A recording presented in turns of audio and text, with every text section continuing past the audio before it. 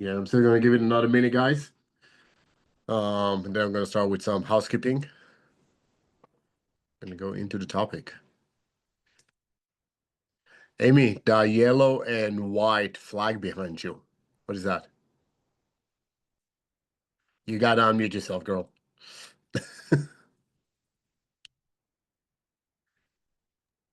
It's my husband's hole-in-one flag. That's It's his your goal. husband. All in one, you said? Yeah, Okay, a golfing thing. yeah. All right. That's What's the his side par? of that's his side of the room. This is my side of the room. Okay, got it. Perfect. Yeah. Everybody needs a side of the room. These are my pictures. Nice.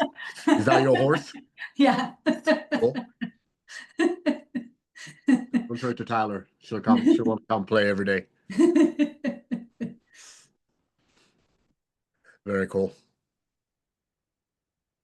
Tyler and I are redoing some rooms, moving kids around now that our oldest is in college, and we're finally building a home office, so I don't have to work off the bar in the gym, and we're gonna put the table kind of perpendicular to a wall, so we may also have a his and her side. All right, guys, I'm gonna get started. Since we're a little smaller, I figured most of our Jewish members are still not gonna be on the call just because it's still a holiday. Also, assuming classes tonight are gonna be a little smaller, which is just gonna make for a more intimate class. If you're coming tonight, it should be good times. I do have a very good Havoc plan. I think so. Anyway, just a little reminder: we have a few new faces also. By a few, I mean one, Amy. Is this your first call, Amy? No, you've been on second. Okay, so just a reminder: if you guys haven't yet, please go ahead and change your screen name to reflect your Instagram handle, so we can follow each other and reach and talk to each other and stuff like that. Reminding you that if you guys want to chime in, answer a question, or provide your own feedback, just raise your arm first so we don't speak over each other, either virtually or physically, and I'll see it and I'll call on you. And as we start every call, go to your chat and put down something you learned this week. I learned that after being with my wife for 5 years, I can still spend 4 days straight just with her and not want to kill her or myself. So that was a win. Also found out we still have a lot of stuff to talk about, but with that, we can also sit in silence and it not being awkward, which I thought was pretty cool. So that was good times. Truly enjoyed vacation. People underestimate the power of vacation. I think the more successful and the busier you are, the more important it is for you to take some time off. Doesn't always have to be the Caribbean or 4 or 5 days, but just a couple of days, just different environment. Certainly get some juices going. All right. Did she make you a custom? Why does she dress you up, Greg? Don't answer that.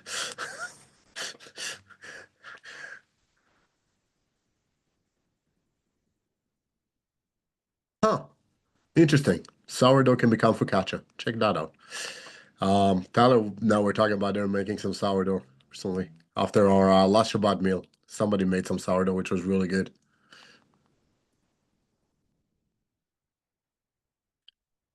I appreciate that, love.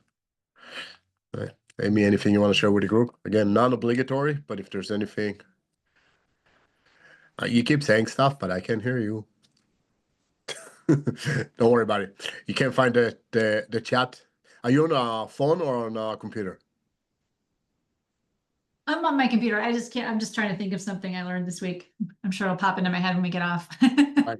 Well, if you think of something, put it in. Like All we right. always say, if you went a whole week without learning anything, if you went a day without learning something new, just a little tidbit piece of information, right? It's a waste of a day or a waste of a week. So we all learn stuff all the day. Arguably, that's the purpose of this calls also. So take notes as we go through this. And if you're so inclined, go ahead and post it later, share with others so they can learn as well.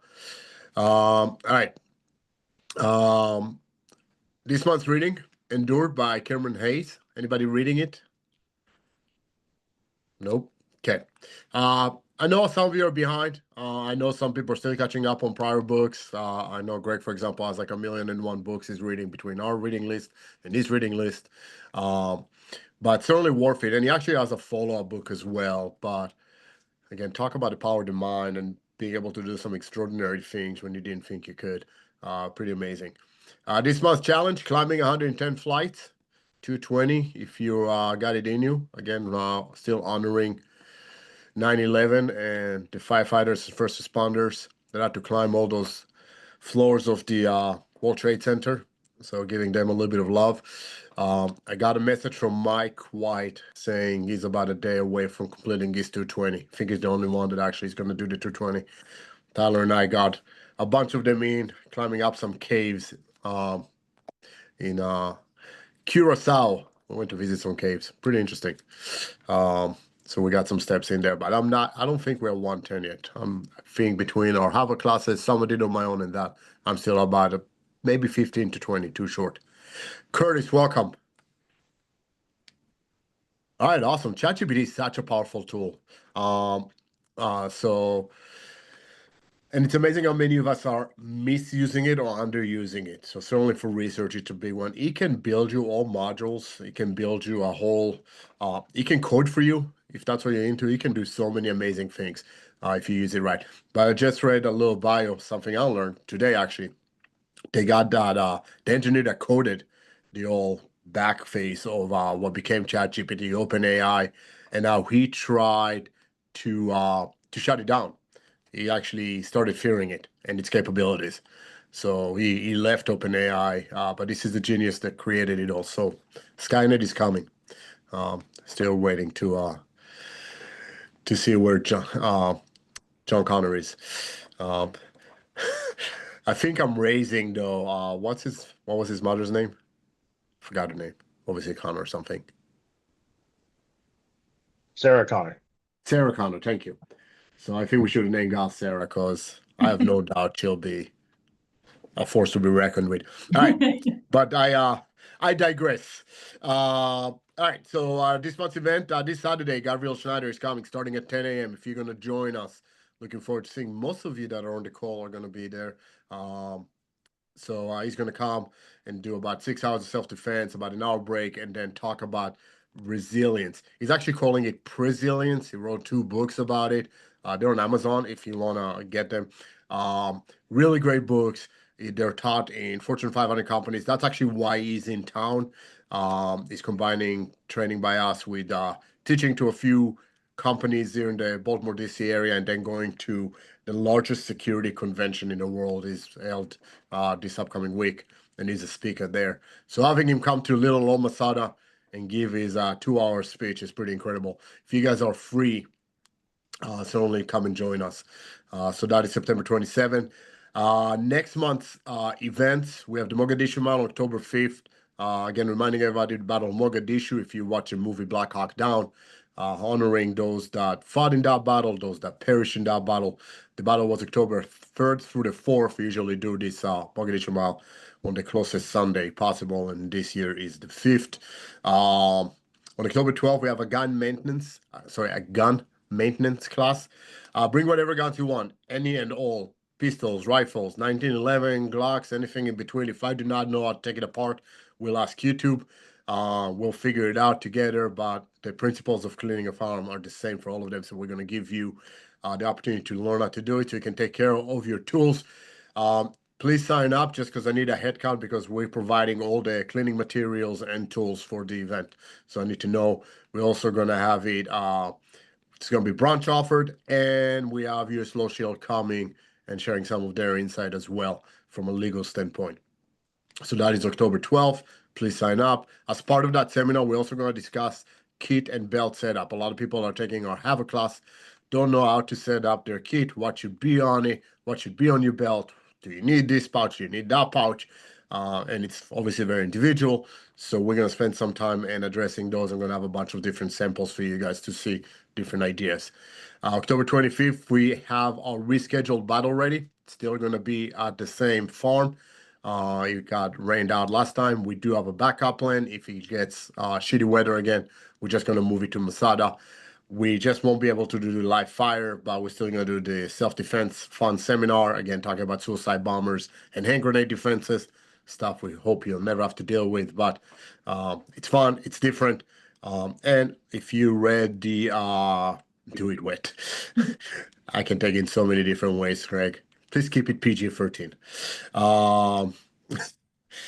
But if you guys heard, the National Counterterrorism Center just released this past couple of days a bunch of statements out. An imminent attack by old Al Qaeda fractions in the United States are coming to the big cities, New York, Miami.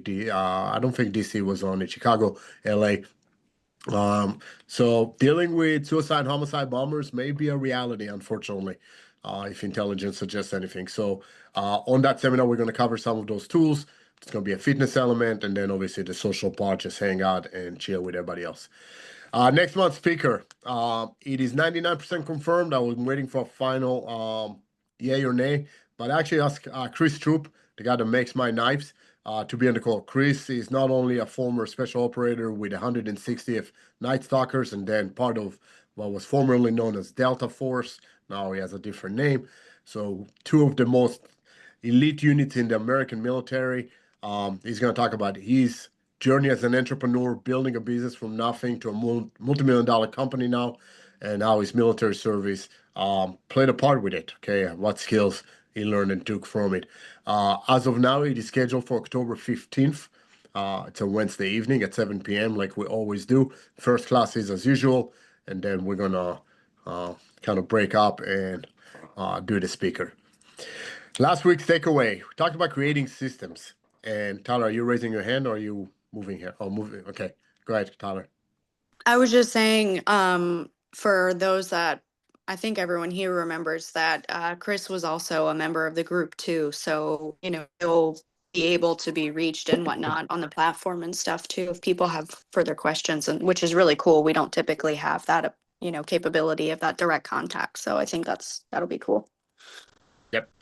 Thank you, Tyler. Always a resource, right? Part of the beauty of this tribe. So last week we talked about creating systems to systemize everything to make it less chaotic, more organized. Certainly from a business standpoint, but doesn't have to be. It can be out to unload the dishwasher, right? So it can be also at home and whatnot. And I challenge everybody to create one system. Didn't have to be anything big.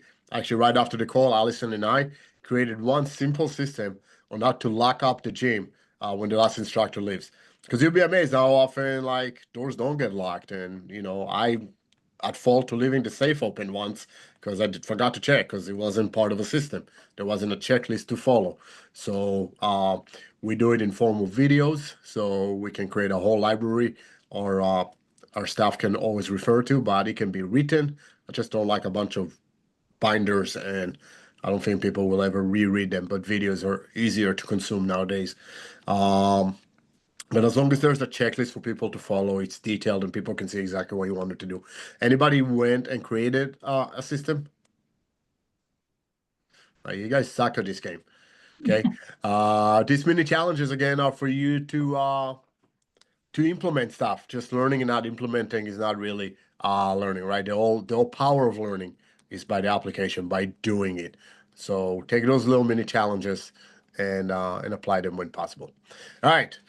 So today's call, it's the fourth week, and this week's topic is community relationships, and this all came about with a discussion that with a few people, a few members of the community, and a few from the outside the community that were going through some challenging time with their spouses. Yes, Amy, all the videos are online. Allison, where can they find the videos? I had that question come up before. I know they're on YouTube, but how do you access the library?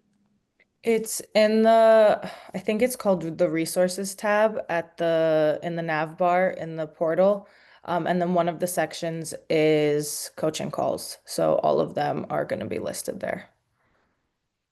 Thank you, Allison. Yeah, we tried to do it the same day or the following day, short of me being out of town, and it's hard. There we go. Danny is showing the icon, so you can find it. Okay, so they're all there. They're all YouTube links. It's a closed YouTube link, so you can only access it if you have the link. So it's only for our community. All right, so this came out about talking to a few people, most of them going through separation or divorces, and being that I am an expert when it comes to that. I have 3 ex-wives. People feel comfortable coming talking to me about it, which I'm more than happy to share hard lessons learned along the way. Now, I do want to frame it that even though we are heavily going to lean towards a domestic relationship, it doesn't have to be. When we talk about a toxic relationship, it can be with a colleague, it can be with a friend, it can be with a family member, like a sibling or parent, right? Toxic is toxic no matter who you're talking about, right? It's always the easiest to frame in terms of a significant other, but I don't want you losing sight of the principles being the same across the board. Any relationship that doesn't serve you, right? So some of the things that I am trying to accomplish today, right? I want to understand the difference between what would be considered a hard season, a difficult time, and a toxic relationship, right? Because even though I've been through 3 divorces, those that know me and know my history with each one of my ex-wives know that I always fought my hardest to salvage a relationship. I don't believe in divorce being just the easy way out, right? So when do you differentiate between, okay, we're just going for a rough patch and this is just not healthy? And at that point, cutting the relationship as soon as possible is the healthiest way for you to go. And I'm going to disprove a few myths, right? We're going to compare the cost of staying in a bad relationship versus the cost of living a bad relationship. Both have costs, but it is a scale that we have to weigh, right? I'm going to provide you ideally with a decision framework, distinguishing between repairing, trying to solve the problems, and releasing, letting it go, right? So when to do which and how. And I'm going to try to leave you again with an actionable task to do this week. And again, if you are not having a difficult relationship with your significant other, which I hope none of you are, then this may be any other relationship. You can all think right now there is someone in your life that is just bad energy, right? So that would be your toxic relationship, right? So how many of you heard the phrase, it is cheaper to keep her, right? I will tell you, it is not true. You are paying, you're just paying differently, right? You pay in energy that comes from your emotional strain, right? There's still money, there's wasted time, right? Think about all the time that you stay in a bad relationship or in a bad job or in a bad friendship, and all that time could have been used to rebuild yourself better, right? So it is costing you. It's just not something you can quantify. Sorry. Uh, 5 days in a country that speaks Dutch, French, Spanish, forgot what their local lingo is, and whatever else. It's hard to speak English. That's all I'm saying. All right. Papiamento. Okay, that one. Thank you. All right. So quantify, right? We're just going to quantify it different. All right. And the easiest way for you to figure out where you are in a relationship is if I was to describe, or if I had a friend of mine describe to me my relationship, right, as if he was going through it, what advice would I give them, right? Would I tell them you're in a bad relationship, which signifies I'm in a bad relationship, right? Or would I tell them, listen, you should work on that and try to solve it? I give you an example. When I went through my second divorce, all of you know Michael White, right? Michael and I met. Him and I were both going for a divorce at the same time. He was a member at a craft school that I owned in Owings Mills, or that I managed at Owings Mills. And we ended up renting an apartment together when we both separated from our respective wives. And everybody had doubts, right? And we have doubts because at the time for me, I had a tumor removed from my spinal cord. My firstborn she was literally just born as I was leaving, right? Between us girls in this group, there were addiction issues associated with that separation as well. And seeing your baby daughter being born and having to go through withdrawal is not an easy thing to do emotionally, just to kind of frame that. But every time I'm like, am I doing the right thing by my daughter? Am I doing the right thing, for myself? Am I just abandoning my ex-wife? Michael used to very simply ask, listen, if your daughter was not in the picture, would you have stayed in that relationship? And the answer was always no. I mean, there was nothing good about that relationship, right? So it goes, so you don't go back for your daughter, right? You can be a better father, and it was right. Outside of a toxic relationship than that would be inside, right? So let's talk about the true cost, right? Of staying. If you're staying in a toxic relationship, right? So first of all, think about your emotional cost, right? Anxiety, dreading going home, right? I can't tell you how many times Tyler has been with me from one relationship, right? Where I didn't want to go home. The reason Tyler and I started hanging out was because I would be at my office at 4 in the morning and I would stay there till about midnight, go home to crash for a few hours on the couch and then go back to work just because I did not want to be home. It was not a safe place. It was not a happy place. It was not a warm place. It was a place that just made me anxious all the time and fearful, to be honest, right? You feel like you're walking on eggshells all the time. And again, I'm talking in terms of a domestic relationship, but you guys can easily relate that to if you have a toxic person in your office that you're trying to avoid. You don't want to go and be in contact with them, right? You try to stay out all the time. Or you have a friend, whenever time they call you, you send it to voicemail because I just don't want to deal with it right now, right? Just an emotional cost associated with it, right? So that's the first cost. The second one is physical, right? The example I just used, lack of sleep, right?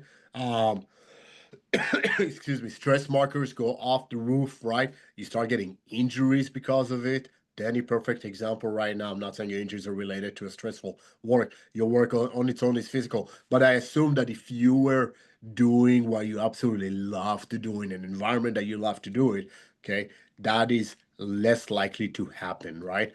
People tend to gain weight, right? There's all kind of physical responses to this toxic relationship. Financial, right? So people say, okay, it's cheaper to keep her because divorce are expensive. Autoimmune disorder, 100%, Tyler. Part of that whole lack of sleep and the stress markers going up, right? 100%.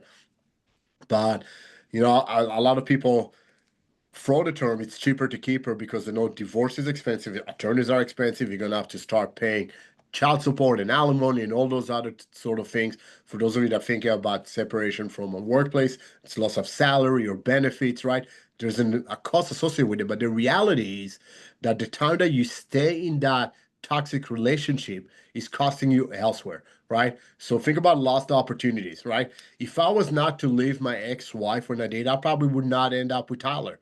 And that would have been a great loss for me, right? So lost opportunity. From a professional standpoint, if you stay at a job that you're unhappy at, right? Could you spend that time to build your own business or to work at a company that you do enjoy working, right? Friendships, if you have a person that is draining your energy, and we talked about those in the past, right? Okay, could that time be better used creating and fostering new friendships, new relationships, right? So stalled careers, you end up self-sabotaging. That's the honest truth, right? There's a legal risk, right? Even in staying, there's a legal risk, okay? Because once you stop caring, right, you do not take the steps to better yourself, but you can bet that the other person, that relationship, being your boss, your spouse, your friend, they're going to start taking actions against you. So all of a sudden, you're here with divorce papers or you get terminated, right? There is a legal cost associated, but you're in action, right? Uh, Next one is time, right? The cost of time. The one resource we cannot get more, buy more of, anything like that. All the time that you spend sitting in a bad place is time you're never getting back.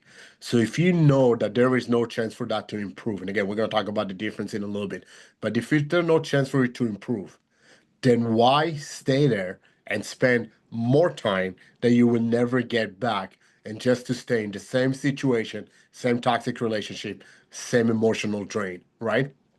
All right. Um, a lot of people use as an excuse the whole idea of the kids or the team impact, right? So the easiest question, I use the example that Michael used with me, but I'll give you another one. Would I want my kids, and this is a big one for me when I separate from my last ex-wife, right, from my boy's mother, right? The thing that was going through my mind is, do I want them growing up thinking that the relationship that I had with their mom is the norm? Because it was not a good relationship and it is not a good example. And if they would grow and see that as the norm, that would just create problems for them in the future.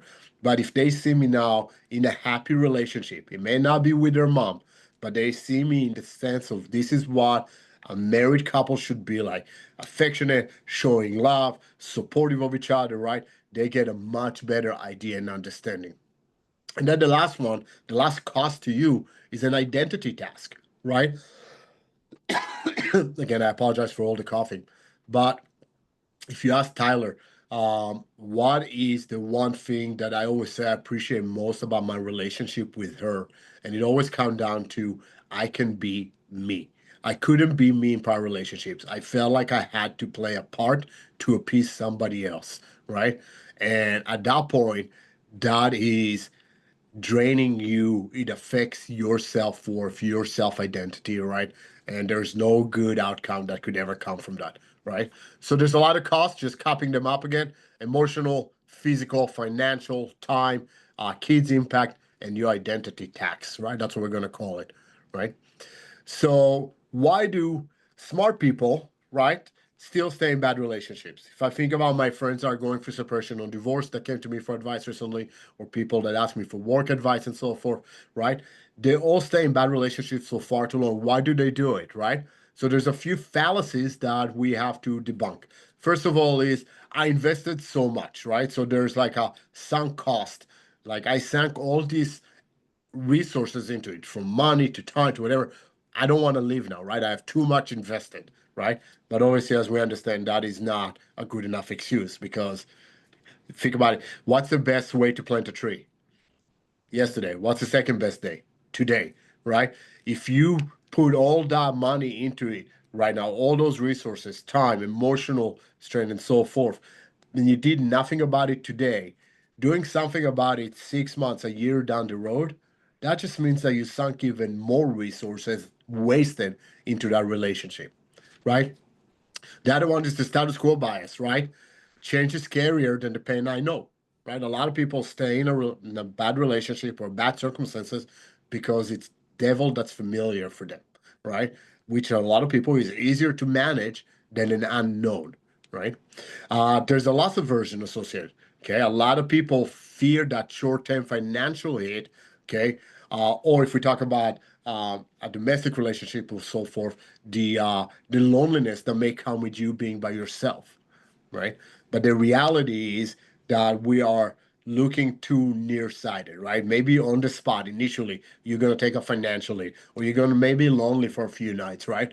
But how long do you think it's going to take before you start making more money, or you meet new friends, or you get in a new relationship, right? So stop looking nearsighted and start looking a little bit further down the road. I have it as a note to discuss later, but I'm going to mention it now. There is a statistics that say that when people get divorced, there is a financial hit, no doubt, but usually the ongoing file processes that it takes about 3 years for this statistic is for a man. I assume it's the same for a woman, but we'll stick to men because that's what I read. But it takes a man 3 years to come back to where it was when they got divorced. The reality is, I'll tell you from experience, not only is that time frame a lot shorter, it never took me 3 years to bounce back to where I was, but usually by 3 years, I far surpassed where I was, because all of a sudden I had the freedom to do what I wanted to do. I was excited about it.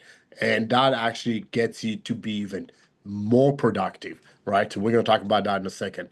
But I just want to put it with that loss aversion that a lot of people are thinking of, right? That financial hit that they're going to take short term. There's trauma bonds, right? And what I mean by that is, how many of you have been through a bad relationship, right? And there's a cycle. There's some harm done to you, either emotionally, physically, financially, right? Okay. And then that other party will come and apologize.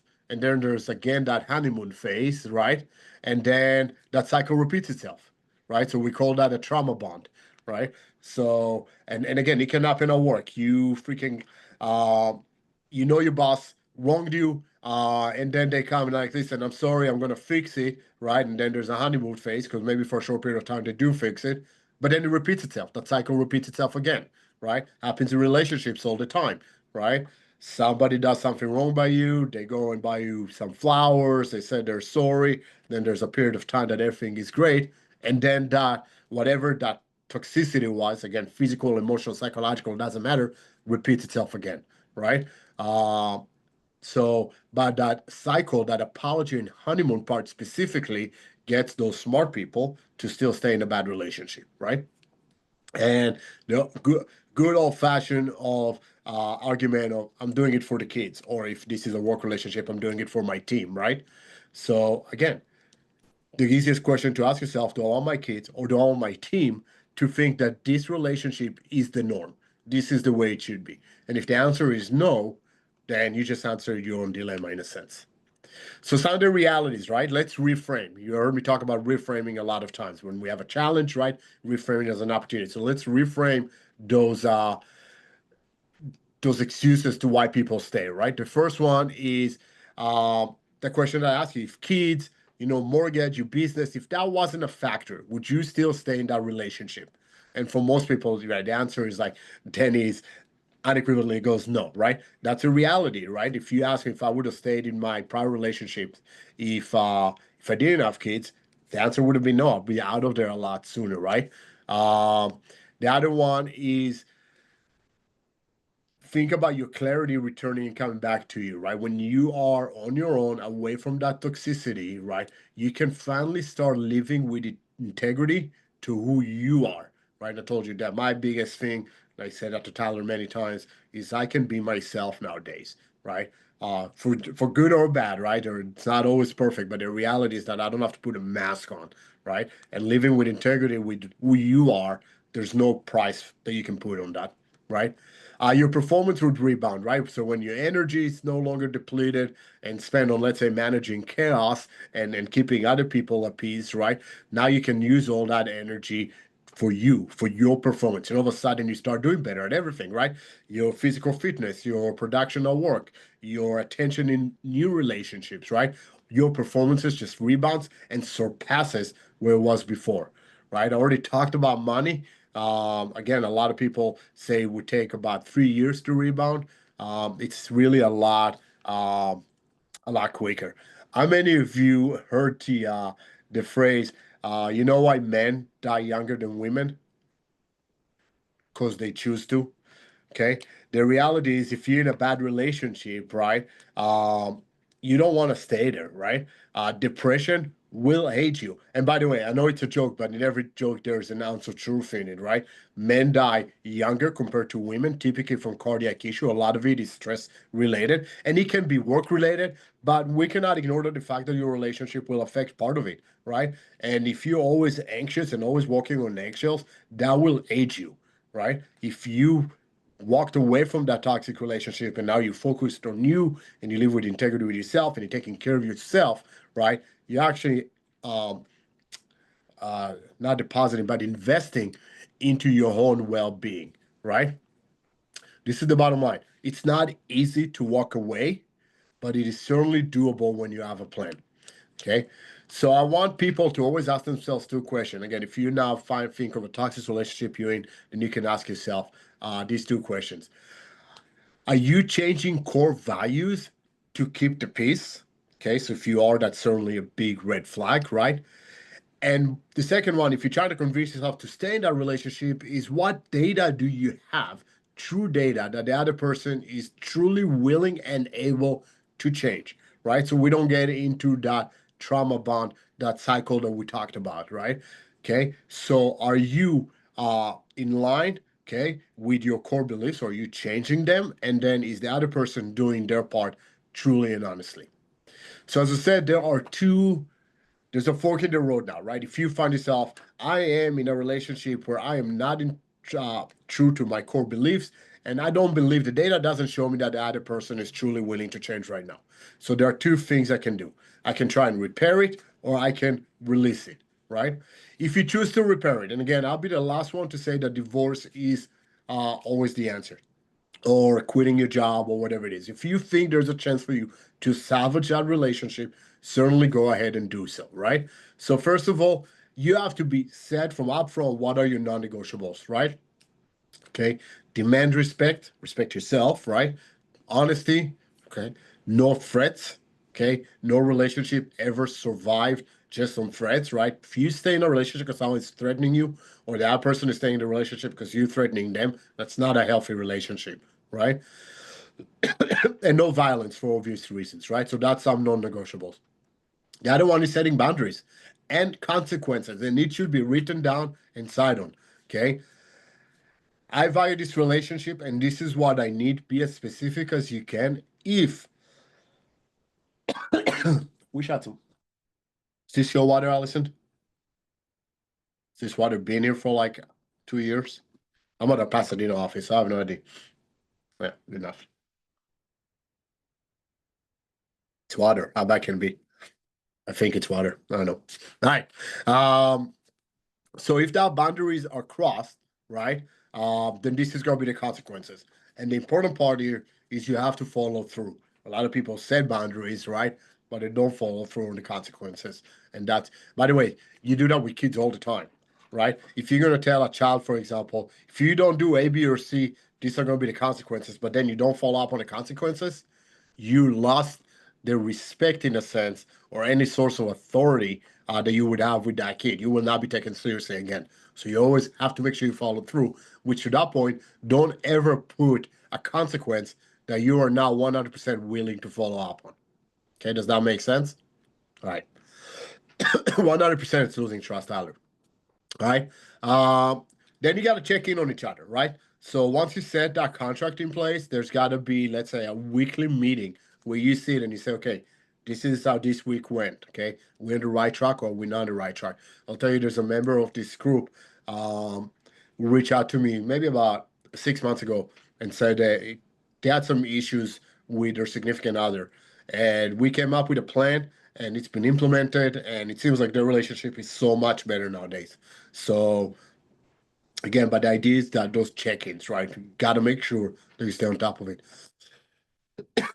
And seek support, right? Couples counseling goes a long way, right? Individual therapy, all those things. I always say I think everybody should be in therapy. All of you have scars. Every human being has scars. There's some trauma in your life. Something happened to you at some point, or maybe didn't happen to you, right? So a loss of something is also trauma. Something happened to you that left a mark. And we need to address it. If it goes unaddressed, it's just going to be an issue in the future. So I think everybody needs to see a therapist. Doesn't have to be on a weekly basis, but certainly have somebody you can talk to. If that doesn't work, right? So you try to repair it and it doesn't work, then it's time to release, right? You gotta have an exit plan. We have one for businesses. We should have one for relationship as well. First one is legal. I can't tell you how often I have people come and tell me they're in a bad relationship, and my first advice is go talk to an attorney. Okay, it doesn't mean that you have to necessarily get divorced, but it means that you know what steps you need to take to protect yourself. Because a lot, men especially, I know I did it. Okay, I walk away from a relationship. We have this protector kind of mentality, like, okay, I'm going to leave this relationship, but I don't want to leave my kids or my ex-wife with nothing. So we give up a lot. Okay, it has changed since, but Tyler may remember this. But when I left my ex-wife, I paid her $4,000 a month, just because I want to make sure that the mortgage is covered. Jackie's like, "What the fuck?" Yeah, he changed. Don't worry. But the reality is that that was my mentality. I want to make sure I wasn't thinking about my own safety and well-being. I was thinking about their safety and well-being. And that was a mistake. I was able to change most of it, but the reality is that some of it still haunts me to this day. Okay, specifically when we talk about custody and stuff like that, because I did not look for an attorney for the advice that I should have taken at the time, right? So consult an attorney early, learn your option and your timeline. Like if you need to send another bank account, okay, how long will it take you to save the money you need in order to have a safety net, right? And so forth. Which leads us to financial, right? Open a separate account, right? For credit reports. So you have a statement of this is where we are today. So if that credit score drops or there's new credit cards put to your name or credit cards are maxed out or whatever, you have a proof that you can go to court and say, listen, on such and such date, this was my credit score. This was my credit report. Everything that happened after was not done by me or was not done with my my agreement to do so, right? Create a budget for yourself. Start creating an emergency fund for yourself. List any joint obligations financially that you have. Now, again, this is domestic, obviously. If you are talking about work, same thing. You still, if you thinking there may be a period of time that I'm going to be unemployed, right? How much money do I need, right? Start saving that money. That creates a timeline for you. Talk to an attorney. What rights do you have as someone that gets separated from a company? Whether you do it willingly or whether you get terminated or somewhere in between, right?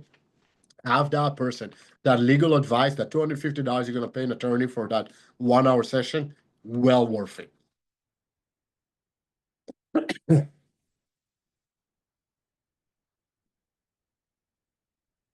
All right, start taking care of your own safety, right?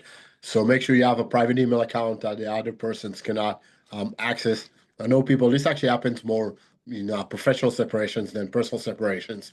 I know it happened to me when I separated from Krav Maga worldwide. The first thing they did, they went and got into all my email accounts and pulled out every email trying to prove that I violated non-competes and stuff like that. So make sure you start moving emails over to personal emails, deleting caches and so forth as needed. Change passwords, document everything. Every incident that happens, document it, write photos, dates. I have a notebook. Legally, what courts prefer. You know those legal notebooks that are bound, so you can't tear a page without seeing that you tore a page off, like it's not perforated or anything like that. It's not in a spiral. It's actually a bound notebook. Use one of those. It looks better in courts because it shows that it wasn't messed with, like you didn't tear pages off at your convenience or added things in. But document everything. Logistics, start thinking about what you're taking, right? So then if you don't mind, I'm going to share, I know Danny's been talking in the past about possibly starting his own company and so forth. One of the things that he did is start taking his personal tools out of his current employer's place, right? Okay, that's logistics. That's me setting myself up for the future. If you have stuff that you need that is yours, start thinking about how to move it, where to move it, right? Who knows, and so forth. Communication. At some point, if you're gonna cut it, you gotta cut it. You gotta stop talking to that person. Every communication's gotta go through an attorney, right? It sounds bad to say sometimes because we all want to think, okay, we're gonna be amicable with each other. Those that know me and my ex-wife know that we have a fairly good relationship, but sometimes we have to get attorneys involved, right? Especially when things of importance and when we know emotions are gonna take over. Get communications going through a channel that removes you as being a recipient of potentially any harmful or dangerous scripts. Um, so let's talk about an action plan, right? So a couple of things that you can take. Any questions so far, by the way? Does this make sense? Okay. So action plan. So I want you to identify, right? So first of all, if you feel you are in a toxic relationship. Again, personal, professional, doesn't matter. If there's someone saying, I want you to identify and make that separation. Is this something that's salvageable? Are we going through a rough patch? Is this something that we can work on? Can we make this better? Right? Or, we gave it enough chances and enough is enough type thing, right? So make that distinction. Then I want you to identify a person that you can confide with. I'll be more than happy if you guys want to confide in me, but if you have a friend, someone that you can share with them because you're gonna need some help with some things, right? Uh, you're gonna need help maybe finding apartments or moving or with the legal stuff, whatever it is. Remember, I always talk about indirect resources. You may not know an attorney, you cannot afford an attorney, but maybe your friend is an attorney, or maybe he knows an attorney that can do him a favor, right? So you need to have somebody in your corner. None of us ever accomplish anything by ourselves. Have somebody that can be your support plan, right? And then choose one action. If you're going to separate, choose one action that you can do this week, right? So this is going to be one of those action things. I'm going to ask you next week if you've done anything. I kind of hope everybody says no because I hope none of you are in a toxic relationship. But if you are in one, and you don't mind sharing, I'm not going to press this next week because I know this is a little more emotionally touching and sensitive. But if you feel like it, what's one action that you can take this week between now and next call to start that separation process? And that is it. This is where I open it for you guys. Any questions about or any insight? I know some of you have been through hard relationships, professionally or personally, and I'm sure not everybody just wants to hear my stories. Anybody has anything to add? Go ahead, Tyler. I could speak on this probably all day, from a domestic standpoint, friendships, jobs, pretty much everything. But what I will say that something that you said that I wish I had done, being in one, if not all of the domestic relationships that I was in, that it sounds like there was a lot. There was really two larger scale ones that were longer term, but is the viewpoint of, because I didn't have children then, obviously, but of thinking of my friend being in a relationship like that, and then what advice would I give them? And I want to say that my best friend at the time, this actually kind of turning the tables and being a toxic friendship situation as well, but it wasn't necessarily toxic, but my best friend seeing me in that environment and not being clear enough to see it for myself yet. She actually had to step out of our friendship, take a step back from our friendship, because it was hurting her so much to see me hurting and that I wasn't ready. So there was a lot going on there, but I think she may have actually said it to me then. I just probably wasn't ready to hear it, or I couldn't quite see it that way. Or I said, yeah, this wouldn't be okay for you, but, for me, like, I would have come up with an excuse. It was so deep rooted. But having children now, um, and thinking about that, and not on an us scale, but just trying to put myself in someone else's shoes, like, would I want my child to see that embodiment of a relationship like that? And the answer is absolutely not. And it feels so much easier to say now than when you're not in the depths of that. But I think,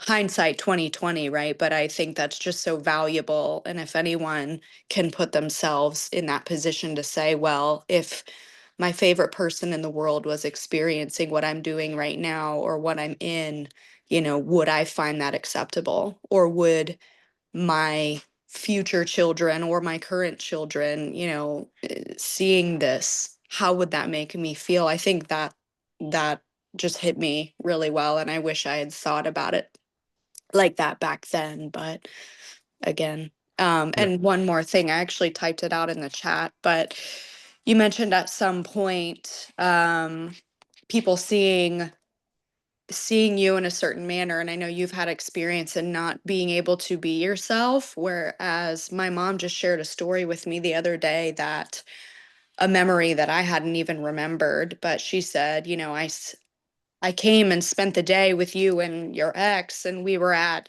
his family's house by the pool. And she said, I just remember being around you and I didn't recognize you at all. You were timid, you were catering to every move, you were scared, you were walking on eggshells. She was like, I didn't even recognize who you were. And it was interesting because I hadn't even remembered that. It was like so buried down. Um, it was interesting to hear that take, but that she brought that up too. So yeah, just sharing that. Cool. Well, I appreciate it. To your point, hindsight 2020 is easy, and it's always hard, or it's easy for us to justify what is going on when we're in the moment, right? It's easy to come with excuses, and that's always a Mhm. challenge, right? And that's where I would add one more thing, because a lot of this call was about us identifying where we are in the relationship. But I guess just as big of an issue or big of a point to make is, as we watch our friends and people we care about, and we identify these markers on them, what can we do to support them, right? So to your point, Yeah. at the time, your friends chose to she tried to tell you, and eventually she walked away because she couldn't manage it, right? And you and I had discussion about it in the past. Was it the right or wrong action? And there is no right and wrong, right? It was what it was at the time. But it's certainly giving her a lot of credit for trying to intervene, right? Even if the other Yeah. person is not ready to receive, right? And that wasn't, that happened twice too. Same friend, different relationships back to back. One was more abusive, the other was very toxic, and manipulative, but she was there, she came back, but it was kind of like a first warning, a second warning, and it really, the last one ended up being bigger. But it, as painful as it was then in her shoes, the toxic part was me staying, and she did that. But that taught me probably one of my biggest lessons. And the relationship we have today is so much more healthy and beautiful and with boundaries, and it's really great. And that was probably one of my biggest lessons from my friends, and I'm really grateful for her for that. So. Perfect. Thank you, Tyler. Amy, I saw you raise your arm as well. Anything you would like to add? From a professional perspective, especially if you're thinking of leaving a job, having been on the HR and legal and recruiting side, before you leave, you mentioned Danny taking his tools slowly. The other things you want to take are solely copies of your employment agreement, copies of the employee manual. Download all of your contacts, because once you're shut out of email, you won't have, if you can download it in an Excel spreadsheet and take it with you, do it, or take it, put it on a disk and take it with you because you can upload it again someplace else. But once they shut you out, you lose all of that. Any letters of recommendation, anything employees said that was like, great, thank you so much, print those out, have hard copies, because once you leave that office, and depending on what type of industry you're in, especially if you're in finance, if you are in HR, if you are in any kind of technical world, once you give notice, they will say, thank you, take your stuff and leave, because they don't want you screwing around with clients, especially if you're like in trading and that type of a thing. Some will say, okay, well, we need you to honor your agreement of staying for 3 weeks if you're in operations. But if you're in HR, where you can, impact morale, if you're in technology where you can screw with their systems, or if you are in investment banking, any type of finance world, they will say, get out now. So start planning way ahead of time to take your stuff that you need to take. Yep, perfect. Thank you, Amy. Yeah, I appreciate it. A lot of companies, and I know we do it. If somebody gives us a 2-week notice, or if we decide to terminate someone, we'll pay them for the 2 weeks. But from that point forward, there are not any value to the company. They're typically just bad energy. So we're like, okay, just stay home, right? So to your point, again, talking about those timelines and having that plan in advance, right? If you know you're going to quit at a certain date, I 100% agree with Amy. Start gathering everything that you're going to want before you give that notice. Okay, thank you, Amy. Awesome. Anybody else, any other questions that may not be necessarily related to this week's topic? All right. Well, thank you guys for joining me today. I know a slightly smaller call with it being the Jewish New Year. By the way, happy Jewish New Year to all of you non-Jews on the call. And hopefully I see some of you in classes tonight. And if not, I will see you on the call next week. Have a wonderful day, guys.